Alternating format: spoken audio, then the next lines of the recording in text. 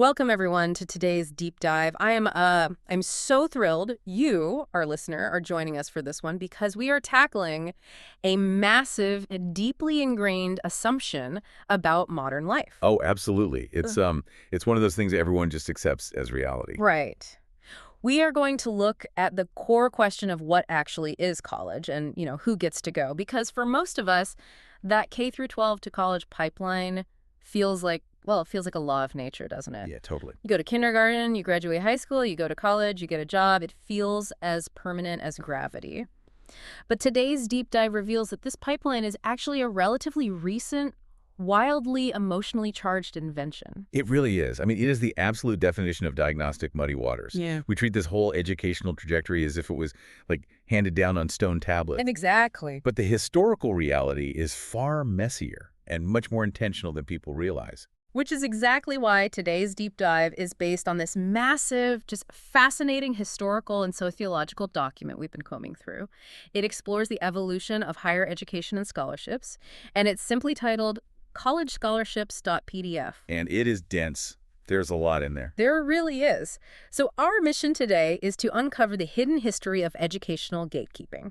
We're going to explore the paradox of modern student debt, and perhaps most intriguingly, we're going to look at how massive philanthropic machines are currently operating behind the scenes to try and literally re-engineer society. Okay, let's unpack this. Yeah, to truly understand why college is so incredibly expensive and stressful today, I mean, why it feels like such a high-stakes gamble for anyone considering it, we have to set the stage by traveling back thousands of years. Right, way back. We need to look at what higher learning originally meant.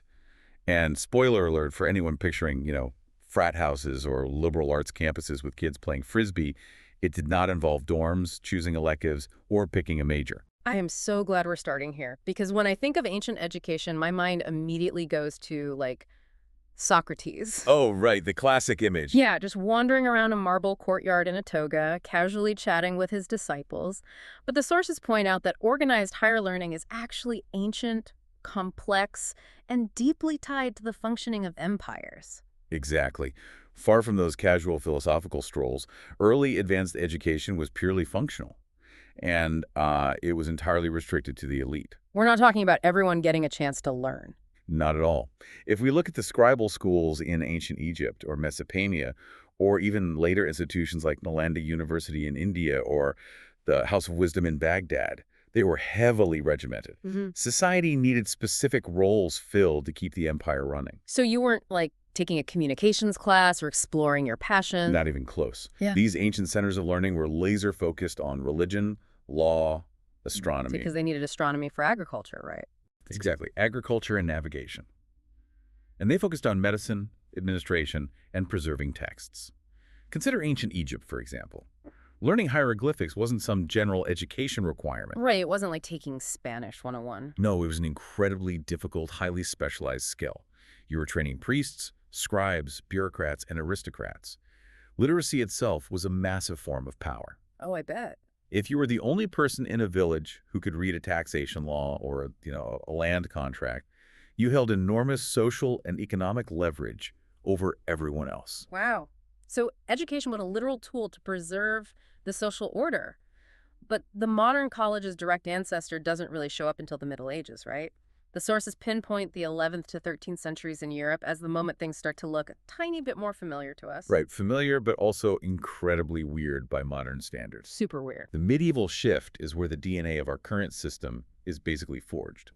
We see the emergence of institutions like the University of Bologna in 1088, which is often cited as the oldest continuously operating university, then Oxford, then Paris. But we have to fundamentally divorce our modern understanding of the word university from its original medieval context, don't we? We do. Today, if I say university, you picture a physical campus, a quad, a library, brick buildings. Yeah, a distinct place. But originally, the Latin term universitas just meant a guild or a corporation. Wait, like a blacksmith's guild or a stonemason's guild? Precisely. It was a legally recognized corporation of scholars and students who banded together for mutual protection. Mutual protection from what? Well, in places like Bologna, foreign students actually formed the first guilds to protect themselves against price gouging by local landlords. That is hilarious. On this. So student housing issues go back 1,000 years. They really do. And they also formed these guilds to negotiate fair wages with the professors they were hiring. It was an organization of people, a legal entity. It was not a physical place. And the word college originally just meant a residential community, right? A place that housed those scholars who were part of the university guild. Exactly. Which makes total sense when you look at how Oxford and Cambridge are still structured today with, Yeah. multiple distinct residential colleges making up the broader university. But here is the historical detail from the sources that totally blew my mind. The age thing. The age thing. I mentioned in the intro that we think the K through 12 pipeline is a law of nature. That concept did not exist back then. You had kids who were 13, 14, or 15 years old packing up and going to these medieval universities. Yeah, it's wild to think about. The boundary between what we consider grade school and college was practically non-existent. Because primary education wasn't standardized at all. Right. It was wildly inconsistent. It depended entirely on whether your local parish priest had the time to teach you Latin or, if your aristocratic family could afford a private tutor. So a kid could just show up at Oxford. Because there was no standardized secondary school system, a 14-year-old might journey to a university simply because the foundational material they were teaching there overlapped with what we would consider high school today. I want to dive into that medieval curriculum for a second because this is where I think modern society deeply misunderstands the term liberal arts. Oh, absolutely. In those medieval universities, they broke it down into the trivium and the quadrivium. The trivium was grammar, logic, and rhetoric, and the quadrivium was arithmetic, geometry, music, and astronomy. And mastering those 7 subjects was the absolute prerequisite for everything else. You had to do those first. Only after you conquered the trivium and quadrivium could you move on to the really advanced, lucrative studies of the day, which were theology, law, or medicine. But the focus of those foundational liberal arts wasn't about exploring careers, right? No, it was the education deemed appropriate for a free person, as opposed to a laborer. I like to think of the original liberal arts as mental weightlifting. Oh, I like that. Yeah, like if you go to the gym and do squats and deadlifts, you aren't doing that because your specific job requires you to literally squat with a heavy barbell in an office. Right, you'd look pretty ridiculous doing that. You are doing it to get stronger overall so that whatever physical task life throws at you, your body is prepared. The original liberal arts were about training the mind. Yes. It was about teaching free citizens how to reason, how to construct a logical argument, how to communicate effectively, and participate in civic life. It wasn't about getting a job. It was about building a resilient, capable mind. That analogy perfectly captures the spirit of the era. They were building intellectual infrastructure. And that highlights the massive historical shift we have to grapple with next. Because if early advanced education was just a guild for training the mind of the elite, how in the world did it morph into this mandatory, mass-produced pipeline that millions of people feel utterly obligated to enter today?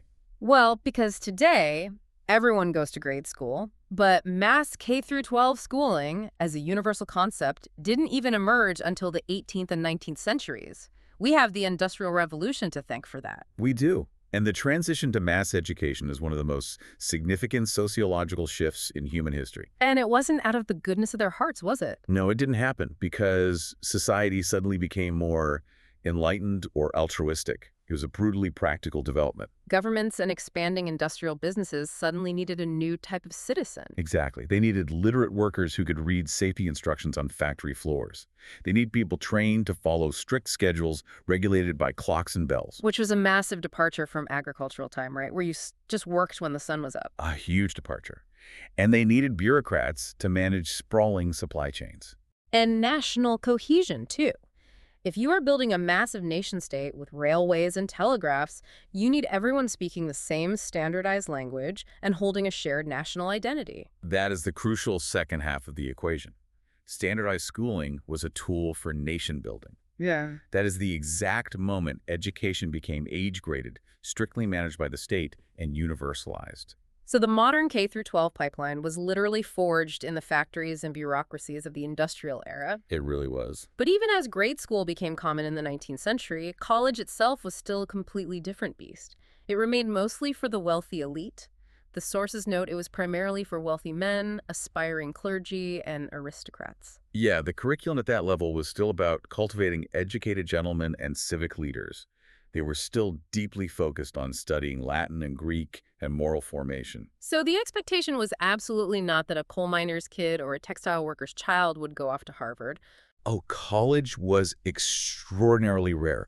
For the vast majority of working-class families, higher education was culturally distant and economically pointless. Right. I mean, if your entire life trajectory was going to be agriculture or factory labor, spending 4 years debating Greek philosophy was a luxury you couldn't afford and just didn't need. Then we hit a massive foundational pivot in the United States. We get the Morrill Land Grant Acts of 1862 and 1890. Yes. And I want to make sure we explain the mechanism of this because it is huge. The federal government literally gave massive tracts of federal land to the states. They just handed it over? Right. And the states were then instructed to sell that land and use the proceeds to endow and establish entirely new colleges.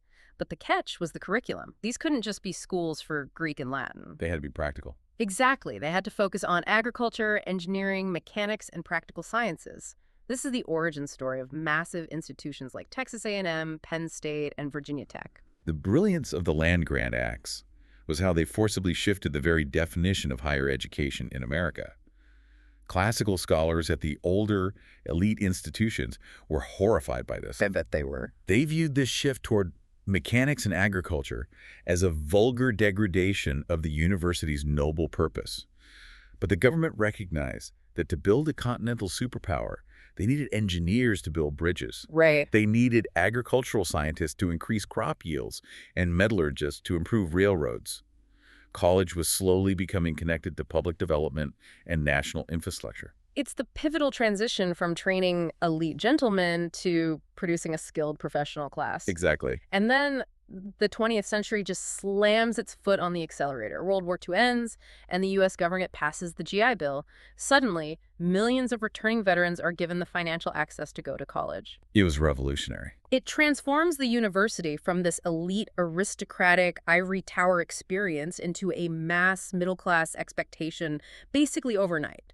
It completely rewrites the cultural fabric of what the American dream looks like. The sheer scale of the GI Bill's impact cannot be overstated. It flooded campuses with older, pragmatic, highly motivated students who viewed education as a direct ticket to a better civilian career. They weren't there to just mess around. No, they had families, they had seen war, and this influx, combined with the post-war economic boom, is when the modern credential society really emerged. Ah, the credential society. Right. Employers looked at this newly educated workforce and started requiring degrees for middle management jobs that previously never needed them. The bachelor's degree evolved. It wasn't just an education anymore. It became proof of discipline, a signal of conformity, socialization, and baseline employability. It became the ultimate corporate filter. I want to pause and push back on this trajectory a little bit, or at least point out a massive irony that the sources highlight regarding this evolution. Sure, what's the irony? Well, think about those early medieval universities. Bologna, Paris, Oxford. They were explicitly established to pursue universal truth. They wanted to understand how philosophy, theology, mathematics, and the cosmos all fit together into a unified understanding of existence. Right, hence the word university. Exactly. But as we industrialized, and especially post-WWII, modern universities became highly compartmentalized and specialized. We have departments completely isolated from one another. We have experts focusing incredibly narrowly on microdisciplines. Very true. The irony is, are we gaining immense scientific and technological power but losing that philosophical unity? Like, we know exactly how to build the microchips for a smartphone, but have we stopped asking what it means to be a good citizen in a digital age? That tension is the defining conflict of modern higher education. Are universities there for truth-seeking and moral formation, or are they there for career preparation and economic output? It feels like they're trying to be both and struggling. Because the reality is that the modern university is dragging along layers from every single historical era we just discussed. Oh, that's an interesting way to look at it. Think about it. It is still medieval, with its gowns, degrees, and prestige hierarchies. It is still industrial, with its emphasis on workforce preparation and standardized credits. It retains an aristocratic flavor in its elite signaling. And it is fiercely capitalist in its competition for grant money and tuition dollars. Wow. When people argue about the value of college today, the conversation gets so heated because the two sides are often arguing from entirely different historical definitions of what a college is supposed to be. Which perfectly sets up the brutal reality of today's landscape. The GI Bill opened the doors, and the civil rights movement further expanded legal and social access.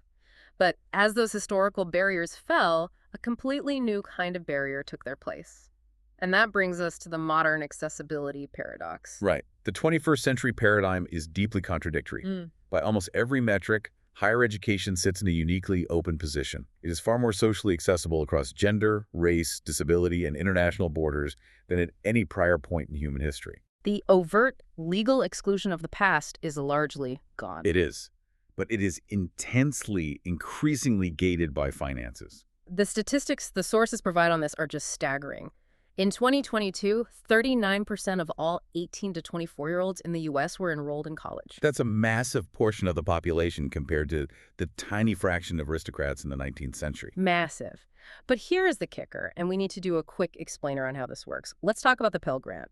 For you, our listener, if you aren't familiar, the Pell Grant is a federal subsidy provided by the U.S. government to students who demonstrate exceptional financial need. And unlike a loan, it does not have to be repaid. Right. It is the cornerstone of public investment in lower-income students.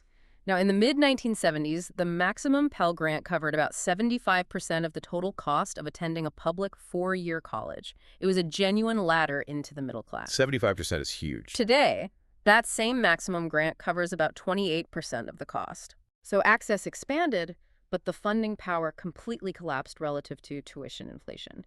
And what fills that massive gap? Debt. The median outstanding education debt in 2024 sits between $20,000 and $24,999. Which means the nature of the gatekeeping fundamentally shifted. Historically, the barrier was a locked door with a sign saying, "You may not belong here because of your class, gender, or race." Right. Today, the door is wide open. The institution says, "You legally and socially belong here, but can you afford the admission price to stay?" The degree itself has become a financial gatekeeping mechanism disguised as an academic one. So I want to ask you, the listener, a direct question. Think about your own field, your own job, or the jobs of your friends. Does the daily reality of that job genuinely require the specialized four-year academic knowledge of a bachelor's degree? It's a great question to ask. Or has the degree just become a very expensive toll booth on the highway of life? Are employers just using it as a lazy, outsourced way to filter out resumes, knowing that whoever has the degree had the financial backing, the family stability, and the baseline conformity to jump through a decade of academic hoops? You are describing the exact mechanism of credential inflation. It operates almost identically to currency inflation. Okay, walk us through that. Well, if a central bank prints too much money, the value of a single dollar drops. Right. And suddenly you need more dollars to buy the exact same loaf of bread. Right. In education, as more and more people get bachelor's degrees, the signaling value of that degree plummets. It no longer guarantees a management job. It barely secures an entry-level interview. Because everyone has one. Exactly. The credential becomes the baseline minimum, forcing everyone to scramble and take on debt to afford it, even if the actual technical requirements of the job haven't changed in 20 years. That is a brilliant way to frame it. The degree is buying less, but costing way more. So with this toll booth getting increasingly expensive, how do people pay the toll? They look for help. Right. If you don't have a wealthy family to write a check and you were terrified of taking on decades of suffocating debt, you look for a scholarship. But the sources show that scholarships are not a static concept. They have their own wild evolution. They really do. They aren't just free money falling from the sky. The logic behind who gets them has shifted from medieval patronage to a full-blown, highly calculated market strategy. It is a fascinating evolution. If we look back to the medieval era, scholarships were essentially acts of patronage and religious duty. Wealthy benefactors, kings, or bishops would fund poor but intellectually promising students, primarily so they could join the clergy. They literally built the first residential colleges to house these specific scholars. Exactly. But the underlying logic was self-preservation and institutional investment.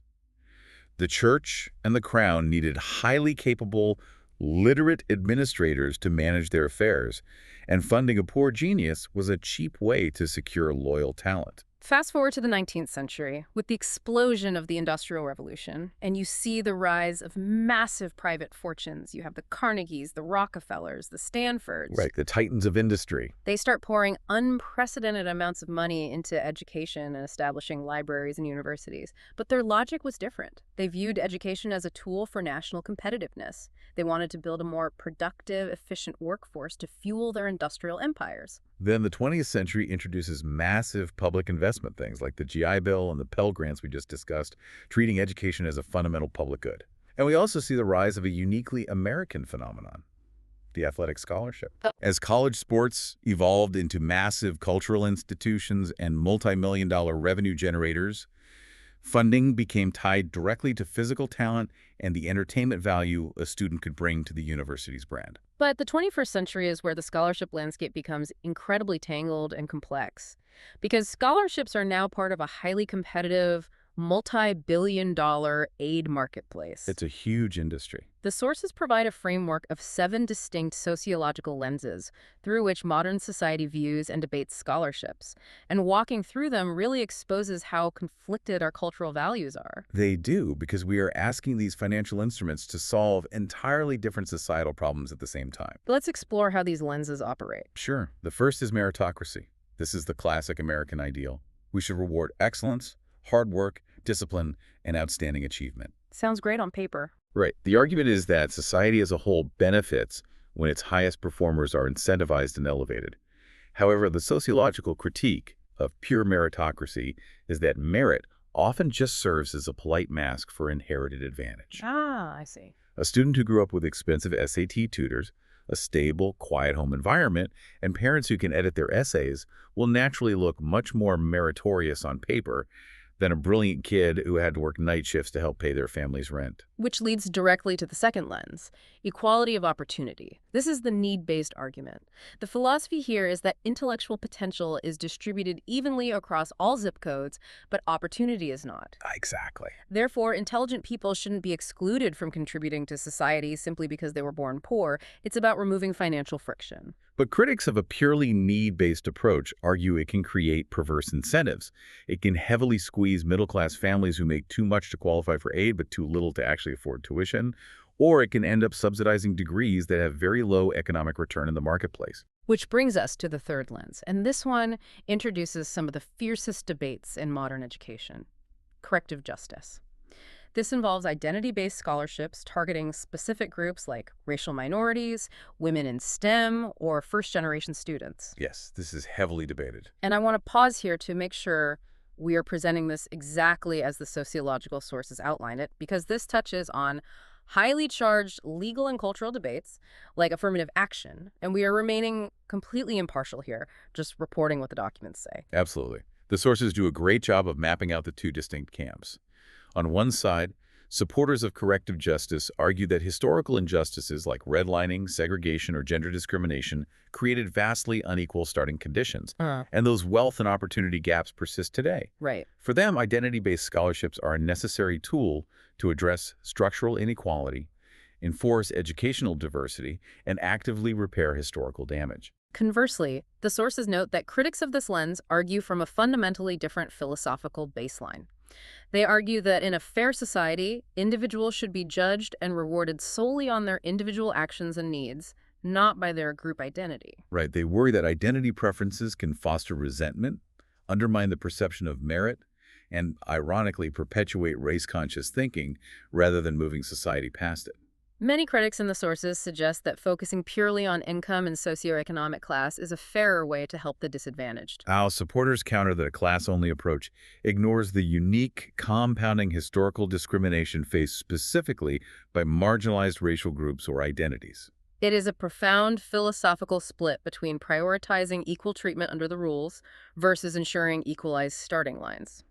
Moving on, the fourth lens is the libertarian view. This perspective believes education is primarily a personal asset that benefits the individual through higher lifetime earnings. Therefore, it is a personal responsibility. So under this lens, scholarships are perfectly fine if they are funded by private charities or voluntary endowments. But taxpayers shouldn't be forced to subsidize everyone's personal degree choices. Exactly. The fifth lens shifts the focus back to the state: human capital. When governments offer massive scholarships specifically for nursing, STEM fields, or teaching, they aren't doing it out of a sense of fairness or charity. They're doing it to build something. They're doing it to engineer a workforce. They recognize that an educated population in critical sectors strengthens national prosperity, healthcare, and economic competitiveness. The sixth lens is a bit darker. It's the elite reproduction theory. This is a fascinating sociological critique. It really is. It argues that highly prestigious scholarships actually serve to legitimize inequality. Imagine a hyper-elite Ivy League school. By plucking a few exceptional low-income individuals out of poverty and offering them full-ride scholarships, the institution can point to them and say, look, we are a meritocracy. We care about the poor. Meanwhile, this performative charity acts as a shield, protecting an institution where 70% of the student body is still drawn from the top 1% of the income bracket. The scholarship justifies the existence of an inherently classist system. It allows the elite institutions to preserve their power and tax-exempt status while claiming moral high ground. And that ties into the seventh and final lens, which is institutional strategy. Yes. This is the lens that focuses on how modern universities operate less like ancient guilds and more like fiercely competitive corporate brands. This was the genuine wait what moment for me in the sources. The sources outline how universities use scholarships for what they call enrollment management. They aren't just giving aid to students who need it, they are actively using massive merit scholarships to lure wealthy students who don't need the money at all. It sounds counterintuitive, doesn't it? It's crazy. And why do they do it? Because those wealthy students have incredibly high SAT scores and GPAs. And if the university can buy those high-scoring students with a $20,000 merit discount, the university's overall statistical profile goes up. That boosts their national brand ranking in magazines, which then allows them to charge higher tuition to everyone else. You literally have universities buying statistics with merit aid to look more prestigious, while poorer students at the exact same school are left taking out massive loans to cover the gap. It is a shocking contradiction. It perfectly encapsulates the modern dilemma. American society simultaneously claims that college is the ultimate engine of democratic opportunity. But we operate it as a cutthroat, privatized marketplace where individuals bear the massive risk of financing it. It's a mess. Looking at these seven lenses, it becomes clear that we are asking scholarships to do too many conflicting things at once. We want them to reward individual excellence, eliminate poverty, increase demographic diversity, solve workforce shortages, and improve institutional rankings, all simultaneously. It's an impossible task. Which forces us to ask a really difficult, somewhat radical question. If the current system is this contradictory, hyper-competitive marketplace where the toll booth keeps getting more expensive, what if we just scrap the toll booth entirely? You mean free college for everyone? Yeah, what if we just made college universally free for everyone, funded by the government? Would that finally solve the problem, or would it just create a brand new, possibly worse set of problems? This brings us to a deep sociological concept, one that really probes the tension between scarcity and abundance. Sociologists often summarize this dilemma by pointing to a line from the villain syndrome in the Pixar movie The Incredibles. Oh, I know this one. And when everyone's superway, no one will be. That line perfectly captures the fear of credential saturation. If everyone automatically gets a bachelor's degree, does the degree entirely lose its signaling power in the labor market? Historically, scarcity is what created economic value. When very few people could read, basic literacy was a massive economic advantage. When literacy became universal, a high school diploma became the new differentiator. Then, a bachelor's degree became the golden ticket. The arguments for free college are incredibly compelling on a moral level. Human potential shouldn't be artificially restricted by the accident of what family you were born into. Advocates argue that higher education should be viewed as vital public infrastructure in a knowledge economy, just like interstate highways, water treatment plants, or fire departments. Right, and making it free would instantly wipe out the student debt crisis and theoretically supercharge social mobility. But when you look at the cons outlined in the sources, they represent massive structural risks. First is the obvious financial question. Who pays? It requires massive, sustained taxpayer funding. Massive. Second is the risk of institutional bloat. If universities know the federal government is automatically paying the tuition bill for every single student, what incentive do they have to keep costs down? What stops them from endlessly expanding administrative staffs, building luxury dorms, and inflating budgets? And the third con is the most insidious: credential saturation. If a bachelor's degree becomes as common and expected as a high school diploma, employers won't stop filtering applicants. They will simply raise the bar again. So they'll want a master's degree. Exactly. Suddenly, you'll need a master's degree just to get an entry-level office job that involves sending emails and managing spreadsheets. We don't make society smarter. We just extend adolescence, trap young adults in classrooms for 2 more years, and force them to waste more time chasing a new, more expensive credential. This forces us to reckon with the concept of gatekeeping. The word gatekeeping has a highly negative, almost toxic connotation on social media today. It's viewed as inherently exclusionary. But the sources point out a hard truth. A functioning society actually requires certain types of gatekeeping. We absolutely do. We absolutely want strict, unforgiving gatekeeping for neurosurgeons, commercial airline pilots, and the civil engineers who design our bridges. We want to know that the person flying the plane passed an incredibly rigorous set of tests. The real ethical question isn't whether we should gatekeep. It is how we gatekeep. Are we filtering people based on genuine knowledge, rigorous competence and capability, or are we gatekeeping based on financial leverage, family connections, and inherited privilege? Right. The tragedy of the current system is that financial gating often masquerades as competence gating. Let me bring back that toll booth analogy because it perfectly illustrates where scholarships fit into this mess. Imagine an elite, specialized job is a destination at the end of a highway. 100 years ago, that highway was a dirt road, hard to travel, but free. Right. Today, society has paved the road, but they placed a massive $100,000 VIP toll booth right in the middle of it. The toll booth doesn't test if you are a good driver, it just tests if you have the cash. Okay, I follow you. Now, a scholarship is essentially someone standing by the toll booth, looking at a few brilliant drivers who can't afford the fee, and handing them a VIP pass. That is undeniably a life-saving intervention for the person who gets the pass. Undeniably. But handing out a few VIP passes does absolutely nothing to lower the cost of the toll booth itself. It doesn't fix the vastly unequal K-12 schools that feed into the highway, and it doesn't stop the toll from rising next year. It is a compromise. It softens the cruelty of scarcity without actually dismantling the systemic inequality. That is a very precise way to look at it. Scholarships are a localized patch on a systemic wound. They soften inequality, but they don't alter the fundamental architecture of the competition itself. To see exactly how one of these modern VIP passes operates at the absolute highest level of intervention, the sources provided us with a deeply detailed case study, the Jack Kent Cooke Foundation. This foundation is one of the most prominent, well-funded, and influential scholarship organizations in the United States, and the origins of the foundation provide crucial context. Who is Jack Kent Cooke? Well, Jack Kent Cooke was a highly successful, wealthy businessman. He's most famous for owning major sports franchises like the Washington Redskins and the LA Lakers. But the defining detail of his early life was that, due to the severe economic devastation of the Great Depression, he was forced to drop out of school and never finish college himself. So he experienced that barrier firsthand. Exactly. So when he passed away, he directed his massive estate to fund a foundation dedicated to ensuring that brilliant students wouldn't have their education derailed by poverty like he almost did. And their specific niche in the scholarship marketplace is crucial to understand. They have a very explicit target demographic, high-achieving students with financial need. They are intentionally trying to isolate and reward raw merit while completely separating it from the variable of family wealth. That dual mandate, exceptional academic capability combined with verified financial need, defines everything they do. They offer several distinct programs, but the one that truly sets them apart sociologically is the Young Scholars Program. Okay, what makes it so different? The foundation doesn't wait until a student is applying to college. They start identifying and selecting students in the 7th grade. Hold on, I need to pause here because that is wild. Yeah. 7th grade. We are talking about 12 and 13-year-olds.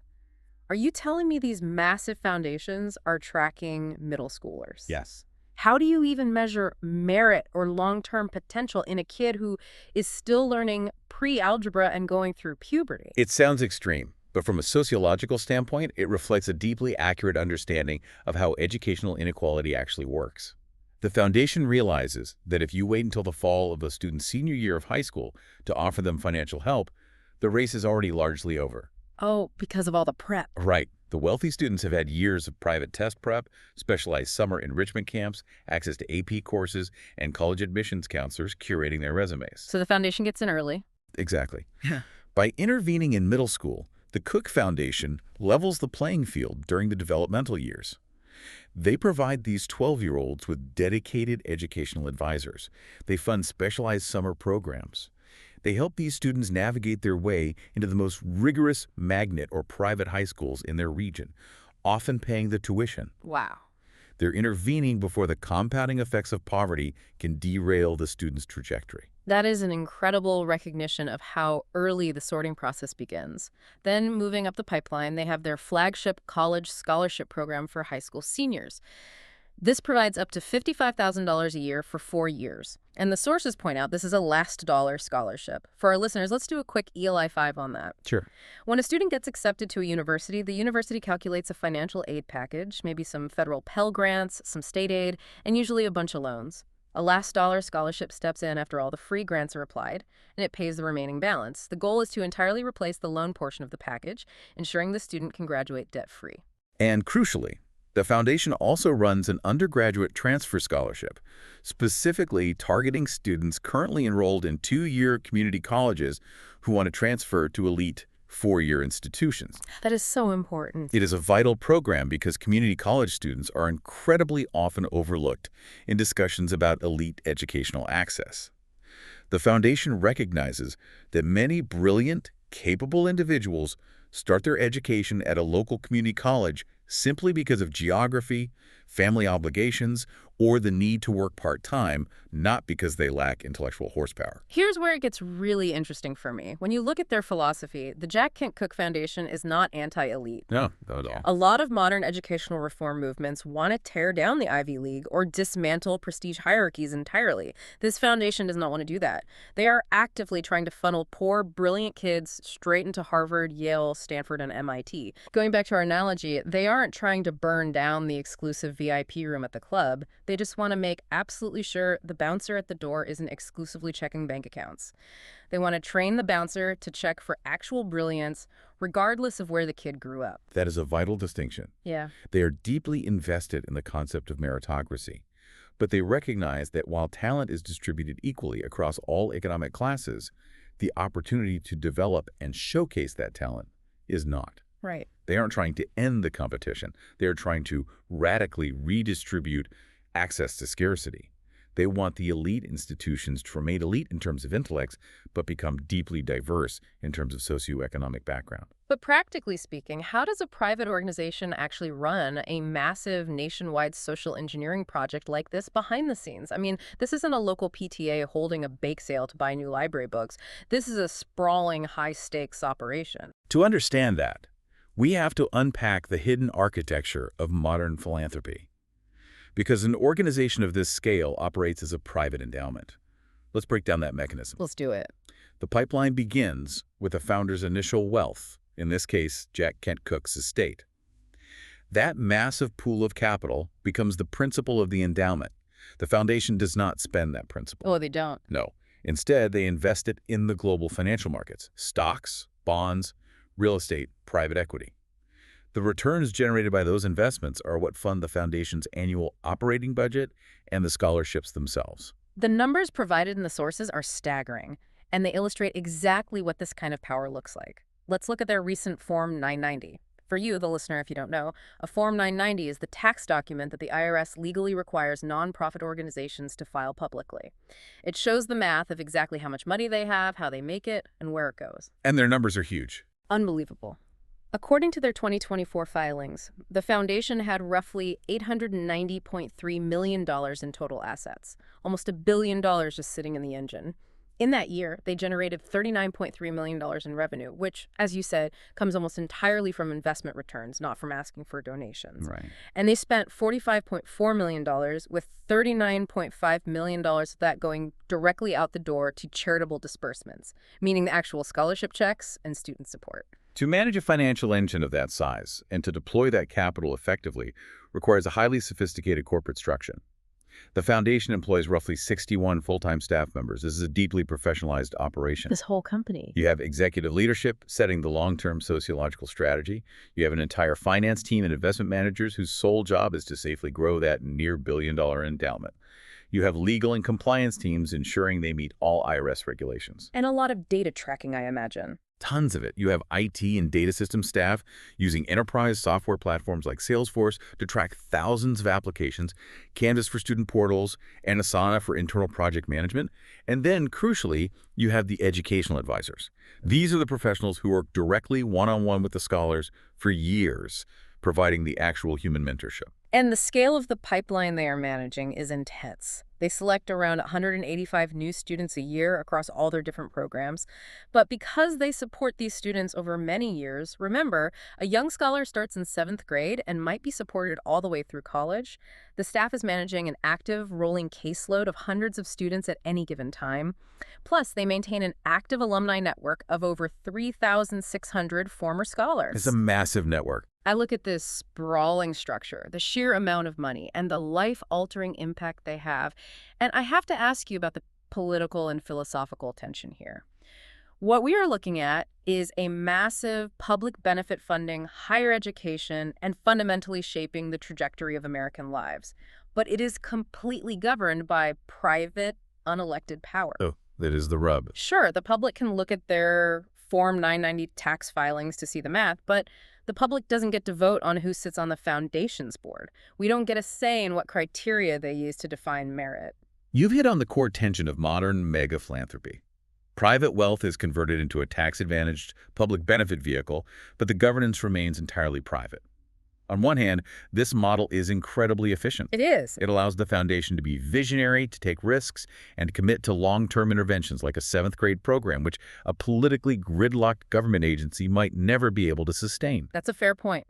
But on the other hand, it undeniably concentrates massive social influence in the hands of a few unelected board members. Mhm. They get to decide what promise, need, and success look like, and their definitions ripple out to shape the lives of thousands of people and influence the broader educational marketplace. So we know how the massive financial engine works, and we know who is pulling the levers in the boardroom, but I want to bring it down to the ground level. What does it actually feel like for the 12-year-old or the high school senior who gets chosen? What is the human psychological experience of entering this pipeline? The sources outline a student experience that is undeniably life-changing, but it is also an incredibly intense pressure cooker. First, we have to acknowledge just how intensely competitive the selection process is. Oh, the odds are crazy. For the 2026 college scholarship cycle, they ultimately chose 60 high school seniors. But those 60 were selected from a pool of 568 semifinalists, who were themselves drawn from over 4,100 high schools across the country. So if you get picked. If you are one of the 60 selected, you aren't just getting financial aid. You're being told that you are one of the most exceptional minds in the entire nation. And the intervention is so much more holistic than just receiving a tuition check in the mail. It is a high-touch, deeply involved relationship. Extremely high touch. If you are in the Young Scholars Program, you have an advisor actively planning out your high school course load, fighting to get you into advanced math classes, helping you find summer internships, and even funding the purchase of a new laptop so you can do your homework. And that continues into college. Right. When you get to college, the foundation provides funds so you can actually afford to take an unpaid summer internship in Washington, D.C., or do a semester studying abroad in Europe. Those are the exact resume-building experiences that wealthy kids do without thinking twice because their parents subsidize them. But for low-income kids, the need to work a paying summer job usually blocks them from getting those prestigious internships. The foundation buys them the freedom to build an elite resume. But the sources highlight a profound hidden cost to this level of investment, a psychological burden that sociologists have studied closely. We can call it chosen pressure. Chosen pressure. Imagine being that student. The foundation has invested tens of thousands of dollars in you. They have told you that you are brilliant. Consequently, these students often report feeling an immense, crushing pressure to succeed, to be perfect. I can't even imagine. They experience a profound fear of failure. Because failing a class doesn't just mean a bad grade. It feels like betraying the people who believed in them. Furthermore, they often feel intense survivor's guilt about having this extraordinary opportunity when their friends, siblings, or neighbors back home are still struggling in an underfunded system. Wow. They feel the heavy weight of having to represent their entire family and community, and an unspoken obligation to achieve something massive to justify the foundation's immense investment in them. Opportunity, especially when it is scarce, comes with massive emotional weight. That is a heavy burden for a teenager to carry. And then, assuming they navigate that pressure and graduate, they enter the alumni network. The sources spent a lot of time detailing Cooke connections and regional alumni events in major cities like Boston, New York, or Southern California. Yeah, the network is key. I honestly think this network might be the true ultimate product the foundation is offering. Think about it. They are artificially recreating the social capital that wealthy students inherit naturally at birth. Exactly. If you grow up rich, you naturally have an uncle who works in finance, or your dad plays golf with a federal judge who needs an intern. You have a built-in safety net and network. And if you don't have that? If you are a low-income Cooke scholar, you suddenly gain access to a curated network of 3,600 highly successful, incredibly driven peers and mentors who all share your exact background. It is about teaching these students the unwritten rules of power. The hidden curriculum. Exactly. It's about learning to navigate elite corporate or academic spaces, learning the cultural fluency of the upper middle class, and figuring out how to belong in rooms that were historically hostile to people from your background, all without losing your own authentic identity. That identity shift, learning to code switch and traverse distinct social worlds, is profound.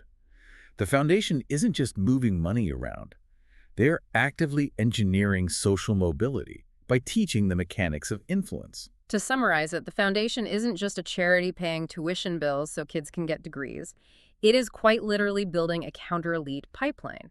It is finding brilliant, low-income individuals and arming them with the money, the elite advising, and the high-powered network necessary to compete ruthlessly in rooms they were historically locked out of. Exactly.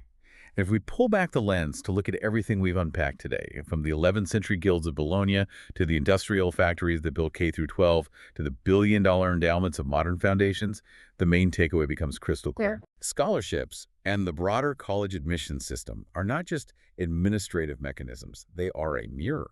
They are a society's agonizing attempt to answer a profound philosophical question. When opportunity is scarce and the toll booth is expensive, who deserves to cross the gate? The way a society distributes educational access reveals its deepest values, its true definitions of merit, and its underlying anxieties about class, race, and what it means to be successful. Thank you so much for joining us on this incredibly deep dive. We've traced the educational pipeline from its ancient functional roots to its massive billion-dollar modern reality. But I want to leave you, our listener, with one final provocative thought to mull over as you go about your week. This is a good one to think about. Given the credential inflation we talked about, the reality that traditional degrees cost more but signal less and less to employers, will the next era of scholarships bypass the traditional college system entirely? It's highly possible. As the cost of the university toll booth keeps rising, people are going to start building new roads. Might we actually see a return to the medieval guild system? Imagine a world 5 years from now where massive tech giants, AI developers, or green energy corporations simply bypass the university. They just hire directly. Right. What if they start identifying brilliant 14-year-olds directly, offering them fully funded, elite, 6-year corporate apprenticeships? They pay you to learn, they guarantee you a 6-figure job, and they completely replace the university degree with direct prestige training. If the university's main job is just gatekeeping, what happens when corporations build their own gates? It would completely rewrite the system again. It really would. Stay curious out there, and thanks for listening.